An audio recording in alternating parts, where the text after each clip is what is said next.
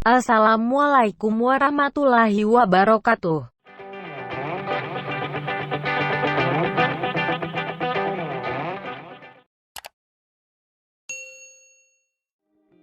Assalamualaikum warahmatullahi wabarakatuh. Bagaimana kabarnya anak-anak soleh dan soleha? Semoga kita semua diberikan kesehatan oleh Allah. Nah, di pagi hari ini kita akan belajar bersama Al-Quran dan Hadis dengan materi Surah Ad-Duha.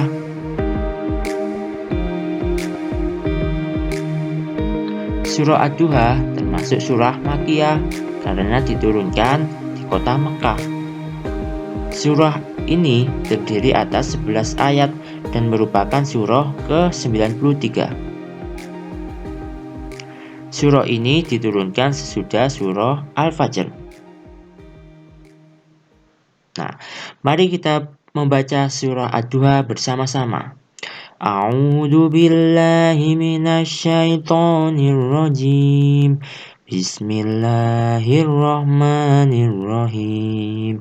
Wadduha walaili idza saja ma wadda'aka rabbuka wa ma qala walal akhiratu khairul laka minal ula wala sawfa yu'tika rabbuka fatarda alam yajidka yatiman fa'awa wa wajadaka dollan fada wa wajadaka ailan fa'ana fa'ammal yatima fala taqhar wa ammas sa'ila fala tanhar wa amma bi ni'mati rabbika fahaddis.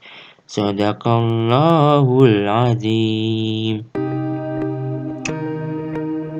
Arti dari surah Ad-Duha.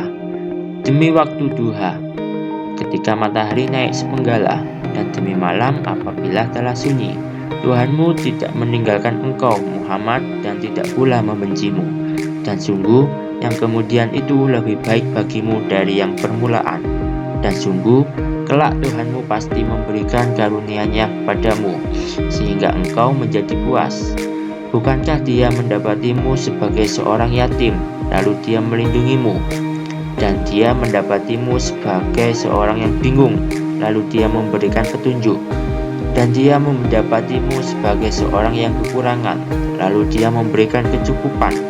Maka terhadap anak yatim janganlah engkau berlaku sewenang-wenang, dan terhadap orang yang meminta-minta janganlah engkau menghadiknya.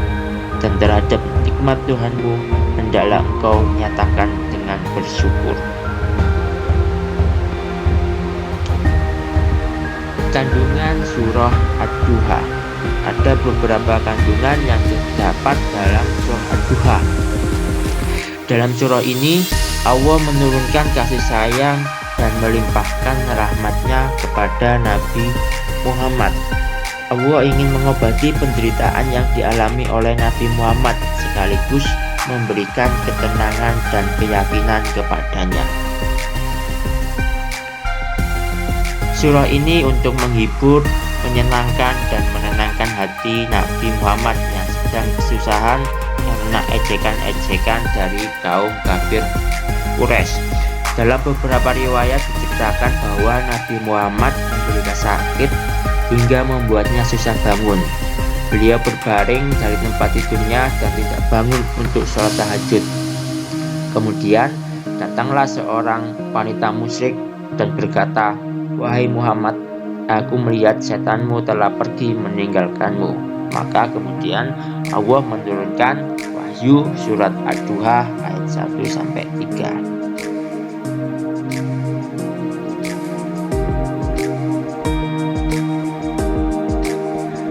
Ayat 1 dan 2 Allah bersumpah dengan waktu duha dan waktu malam. Waktu duha adalah waktu yang menyegarkan bagi tubuh setiap makhluk. Waktu malam yang sunyi, tenang, dan gelap menjadi waktu istirahat yang sangat baik. Ayat ketiga berisi tentang berita yang sangat menggembirakan dan menyejukkan hati Nabi Muhammad. Begitu gembiranya hati Nabi sehingga beliau mengucapkan takbir.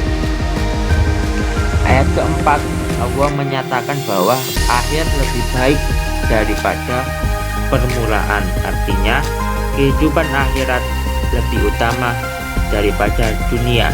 Kita ketahui bahwa Nabi Muhammad adalah orang yang paling zuhud terhadap dunia ini.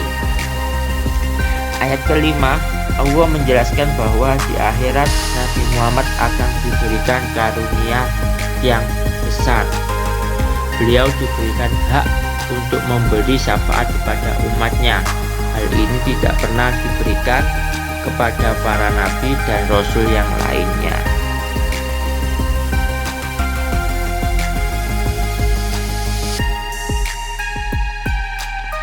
Ayat ke-6, Allah mengingatkan Nabi Muhammad tentang masa lalu beliau. Ketika lahir, beliau dalam keadaan yatim. Kemudian Allah melindunginya dengan melembutkan hati banyak orang sehingga membuat mereka iba dan mau merawatnya. Pada masa jahiliyah, beliau dipandang hidup yang jauh dari petunjuk Allah. Lalu Allah memberikan petunjuk dengan wahyu yang diturunkannya. Ayat ke-7, Allah memberikan wahyu sebagai cahaya atau penerang. Sebelumnya Nabi Muhammad tidak mengetahui siapakah Tuhan dan apa itu iman. Kemudian Allah memberikan wahyu yang berupa Al-Quran sebagai cahaya.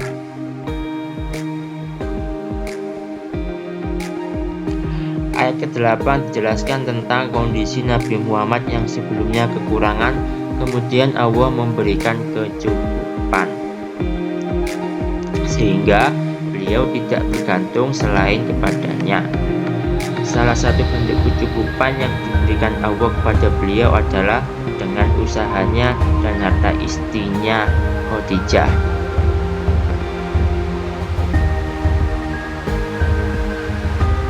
Ayat 9-11 mengisyaratkan tentang kepedulian sosial. Pada ayat-ayat sebelumnya, Allah mengingatkan tentang kondisi Nabi Muhammad pada masa lalu. Pada ayat ini, Allah mengajarkan tentang sikap terhadap orang-orang yang dalam kondisi seperti beliau sebelumnya. Allah melarang bersikap sewenang-wenang terhadap anak yatim.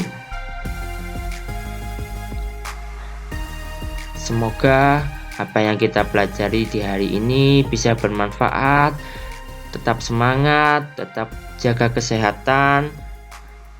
Dan yang terakhir, wassalamualaikum warahmatullahi wabarakatuh.